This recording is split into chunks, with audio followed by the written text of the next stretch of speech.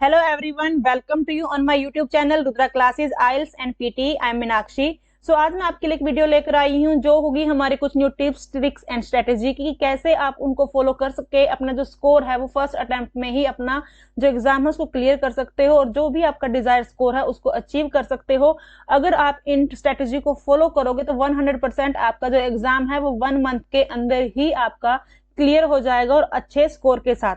But in सिर्फ जो tips मैं आपको बताऊंगी उनको सिर्फ आपने देखना नहीं है, उनको फॉलो करोगे तभी आपका जो एग्जाम है वो क्लियर हो पाएगा। और जो भी मेरे चैनल पर न्यू है या फिर मेरी वीडियो को फर्स्ट टाइम वॉच कर रहा है तो वीडियो को लाइक करें एंड शेयर करें, मेरे चैनल को सब्सक्राइब करें और बेल आइकन को प्रेस करें ताकि मेरी आने वाली वीडियो का नोटिफिकेशन आपको मिल सके।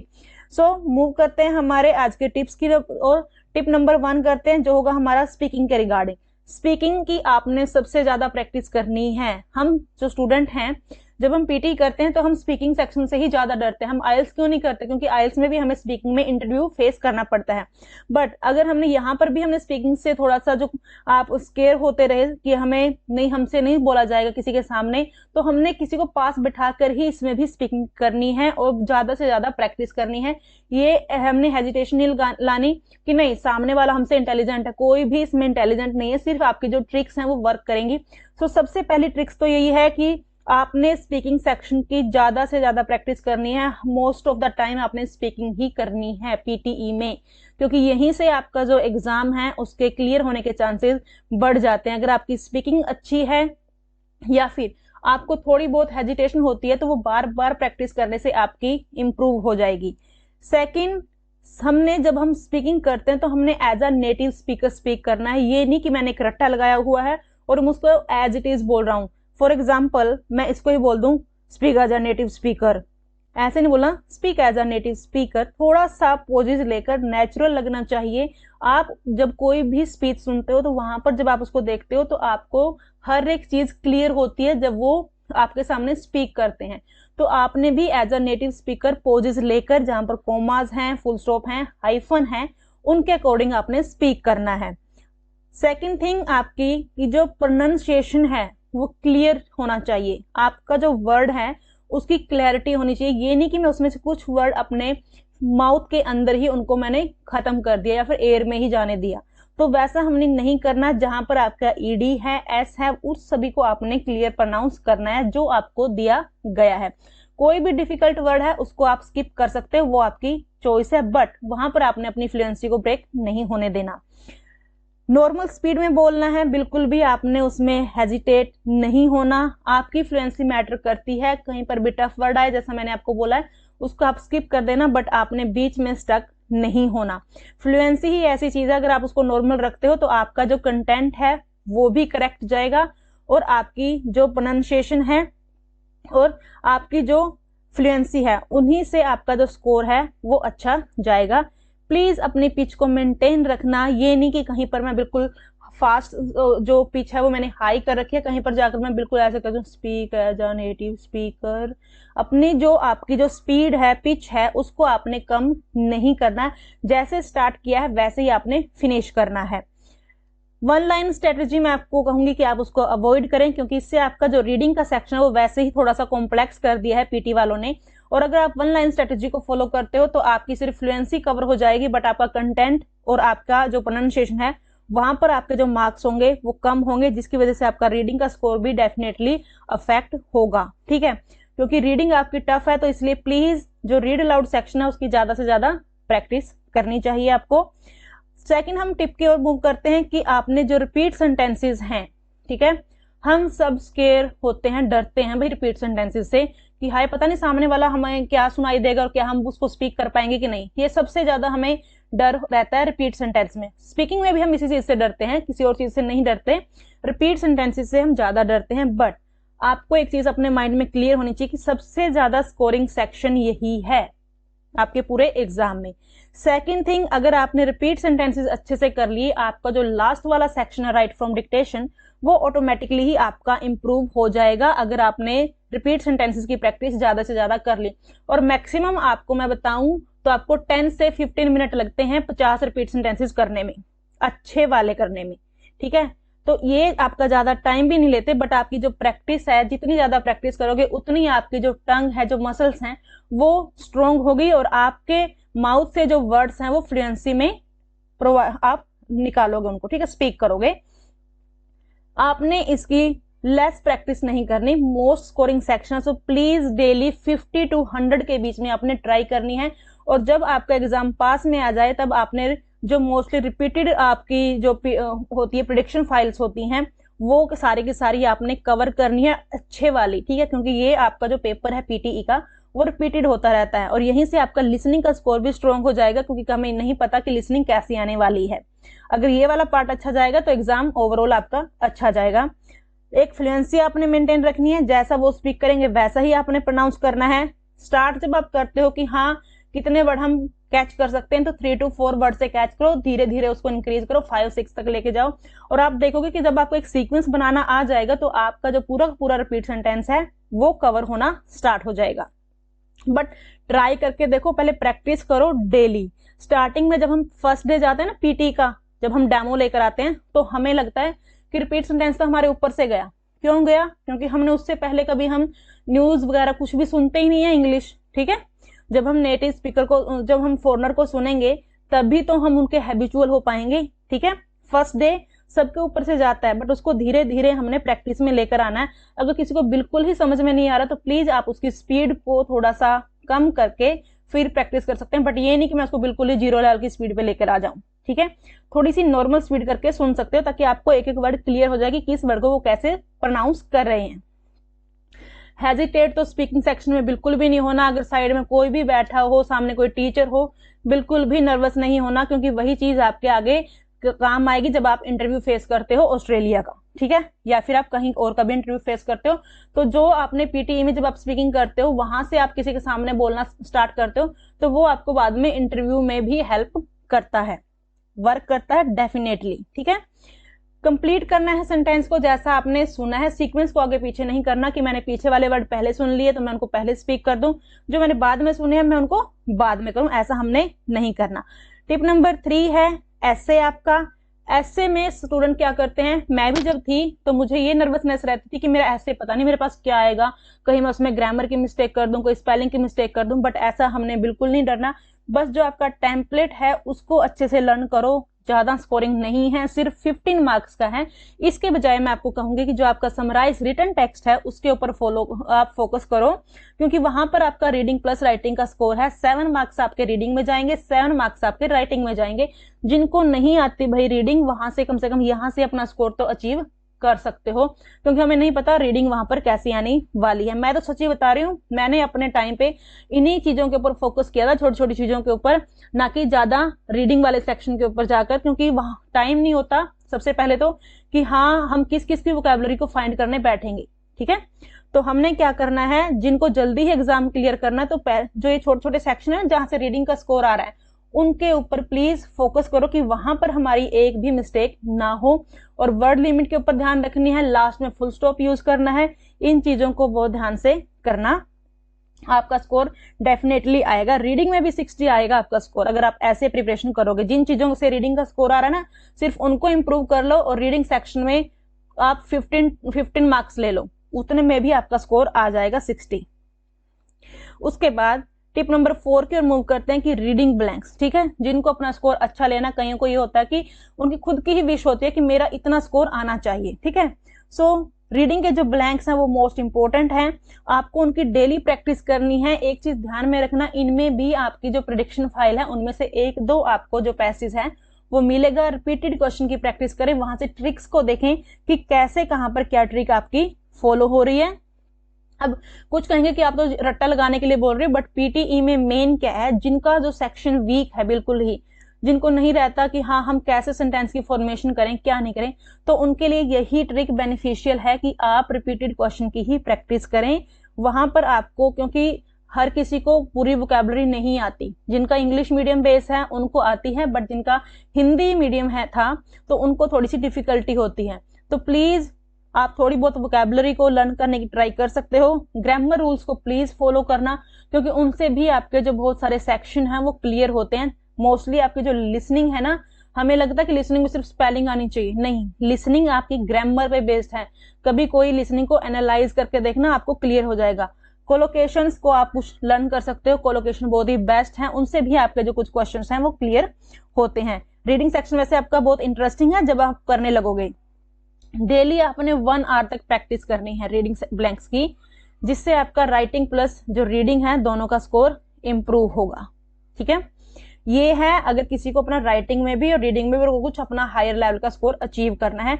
बट आपको इस सेक्शन के ऊपर फोकस करने की नीड इसलिए है क्योंकि ये आपके 44 मार्क्स के हैं। एटलीस्ट इसमें से 22 तो लो, ठीक है, हाफ तो लो, तो उसके लिए थोड़ी सी तो आपको प्रैक्टिस करनी पड़ेगी।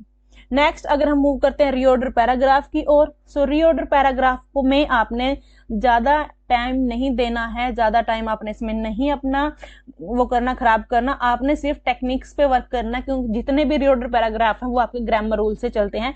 मैंने इसके ऊपर एक वीडियो भी प्रोवाइड किया है और वहां से आप उन ट्रिक्स को देख सकते हैं कि कैसे जो पूरे रीऑर्डर पैराग्राफ हैं, अगर आपको वो ट्रिक आ रही है तो आप मिनट तो क्या, आप सेकेंडों में उसको कर दोगे। ठीक है, मिनट्स में मैक्सिमम हमारे पास कितना टाइम होता है, 2 मिनट का टाइम हम एक रीऑर्डर पैराग्राफ को दे सकते हैं, बट हमारे पास सेंटेंसेस कितने होते हैं, 4 to 5। सो आपने क्या करना, ग्रामर रूल्स के अकॉर्डिंग आपने उसको जल्दी से अपने जो रीऑर्डर पैराग्राफ उसको फिनिश कर देना है। आप उसकी वीडियो को वॉच कर सकते हैं, मैं उसका लिंक आपको डिस्क्रिप्शन बॉक्स में प्रोवाइड कर दूंगी। नेक्स्ट हम मूव करते हैं हमारे मोस्ट इंपॉर्टेंट सेक्शन की, आफ्टर स्पीकिंग लिसनिंग पार्ट। ठीक है, जैसे हम स्पीकिंग की प्रैक्टिस ज्यादा करेंगे वैसे ही हमने लिसनिंग की भी प्रैक्टिस करनी है। इसकी प्रैक्टिस करने से आपका जो रीडिंग प्लस आपका राइटिंग का जो स्कोर है वो दोनों चेंज हो जाएंगे। क्योंकि देखो आपका राइटिंग का स्कोर कहाँ है, या तो आपकी राइटिंग में है या तो लिसनिंग में है, और एक आपका reading and writing fill in the blanks में, वो हमें आते नहीं। ठीक है, वहां पर जो हमारी वोकैबुलरी है, हमारी इंग्लिश है, ग्रामर है, वो सब हमारी वीक है। तो हमने क्या करना है, लिसनिंग सेक्शन पर ज्यादा फोकस करना है। मेन आपके 2 ही सेक्शन होते हैं करने के लिए, अगर मैं आपको सही बताऊं, स्पीकिंग एंड लिसनिंग। आपने केयरफुली उसको लिसन करना है जो भी वो सामने वाला बोल रहा है। पहले दिन, सेकंड डेज, जो भी आप सुनोगे उनको सिर्फ आपने सुनना है। ठीक है, उसके बाद जो वर्ड समझ में आ रहा है उसको राइट करो। उसके बाद अगर नहीं फिर भी समझ में आ रहा तो वहां पर एक ट्रांसक्रिप्ट का आंसर का एक ऑप्शन होता है, वहां से देखो, साथ में ऑडियो को प्ले करो, आपको सब कुछ क्लियर हो जाएगा। फिर भी कुछ भी नहीं समझ में आ रहा लिसनिंग में स्टार्टिंग में, तो आपके पास एक ऑप्शन होता है हाईलाइट इनकरेक्ट वर्ड का। ठीक है, हाईलाइट इनकरेक्ट वर्ड का। पहली बात तो ये कि मोस्ट इंपॉर्टेंट है और सबसे इजी पार्ट है लिसनिंग का। करना कुछ नहीं है, सिर्फ अपना जो फोकस है उसको स्क्रीन पे लगाना है, जो वर्ड वो रॉन्ग प्रोनाउंस कर रहे हैं उसको अपने क्लिक करना है। बट ध्यान रखना है कि नेगेटिव मार्किंग है और इजिली हो जाएगा आपका। तो आपने क्या करना है, इस सेक्शन की प्रैक्टिस करनी स्टार्ट करनी है जब आप लिसनिंग कर रहे हो। ठीक है, आपको बिल्कुल लिसनिंग नहीं आती तो इस पार्ट की प्रैक्टिस करना स्टार्ट करो। उसके बाद उनकी आपको हैबिचुअल हो जाओगे, आप उनको सुनते सुनते। ठीक है, आपको वर्ड की क्लैरिटी होनी स्टार्ट हो जाएगी। उसके बाद आप चलो अपने फिल इन द ब्लैंक्स पे। ठीक है, फिल इन द ब्लैंक्स में आपको स्पेलिंग्स पे ध्यान रखना, आपके ग्रामर रूल्स वहां पर बहुत वर्क करेंगे। एस या ई एस को हमें बहुत ज्यादा इसमें मिस्टेक होती है हमारी कि हमने किसी वर्ड के पीछे एस नहीं लगाया, किसी के पीछे ईडी नहीं लगाया। तो वो सब हमारा ग्रामर रूल से क्लियर होगा कि कहां पर आपका जो पैसिव वॉइस है, कहां पर आपका आर है, वर है, हेल्पिंग वर्ब कौन सी यूज हो रही है, तो कौन सी फॉर्म आनी है, ये सब हम ब्लैंक ग्रामर रूल से ही क्लियर कर सकते हैं। ठीक है, आपके 2-3 ब्लैंक तो वैसे ठीक हो जाते हैं अगर आपको ग्रामर रूल आते हैं। तो नहीं यकीन आ रहा है तो जब आप प्रैक्टिस करते हो उस टाइम आप इस चीज को चेक कर सकते हो कि हाँ क्या ग्रामर रूल डेफिनेटली वर्क करते हैं या नहीं करते हैं, इसमें अप्लाई करके देख लेना। ग्रामर रूल से ही आपके ब्लैंक्स आप क्लियर कर पाओगे। फिर स्पेलिंग्स, भाई देखो स्पेलिंग तो मस्ट है, लिसनिंग कर रहे हो तो स्पेलिंग आपको आनी चाहिए।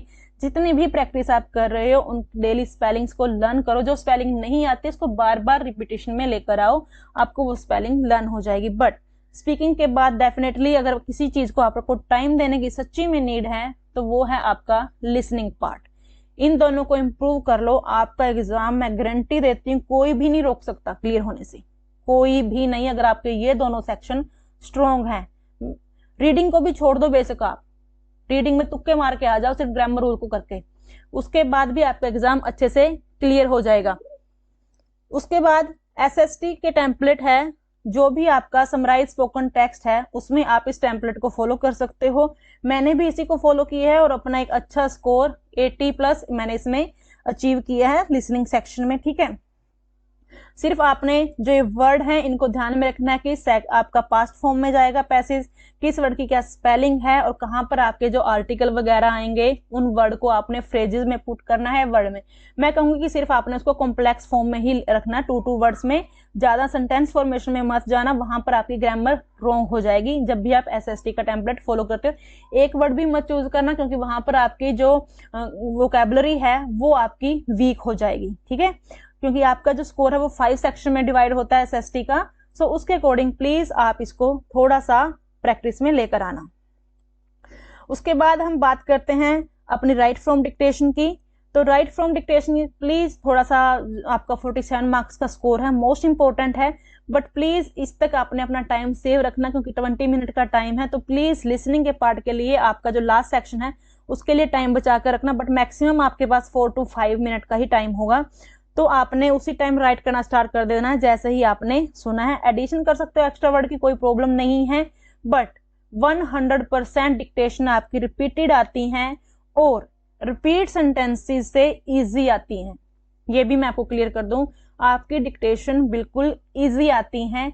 सो प्लीज सिर्फ आप रिपीटेड क्वेश्चन की प्रैक्टिस करो, वहीं से आपके पास डिक्टेशन एग्जाम में आ जाएंगी। नहीं आए तो आप मुझे फिर भी कमेंट करके बताना, बट आएंगी डेफिनेटली। अगर आपके पास 3 डिक्टेशन आ रही है तो 2 आपको रिपीटेड मिलेंगी ही मिलेंगी, अगर आपने पूरी जो डिक्टेशन है उनकी आपने प्रैक्टिस कर रखी है। अब मोस्ट इंपॉर्टेंट और लास्ट टिप्स आज के हमारे वीडियो के, जो थोड़ा सा जो हमारे सेक्शन है उनके अलावा भी हमने फॉलो करने हैं। आप किसी भी ऐप से प्रैक्टिस कर सकते हो। मोस्ट ऑफ द स्टूडेंट में डाउट रहता है जी उस सेंटर पे तो इस ऐप से प्रैक्टिस करवा रहे हैं और आप तो हमें इस ऐप से प्रैक्टिस करवा रहे हो, आप तो हमें यूट्यूब से प्रैक्टिस करवा रहे हो। भाई कहीं से भी प्रैक्टिस करो, आपको सिर्फ अपना कॉन्फिडेंस बिल्ड करना है कि हाँ हम किसी के सामने बैठे हैं और हम वहां पर स्पीक कर सकते हैं या नहीं कर सकते हैं, क्योंकि सब कुछ तो सामने लिखा पड़ा है हमारे पास पीटी में। हमने क्या करना है, सिर्फ अपना जो कॉन्फिडेंस है उसको बूस्ट करना है। कहीं से भी प्रैक्टिस करो, हर एक ऐप पे सेम डेटा है, ये भी मैं आपको बता दूं।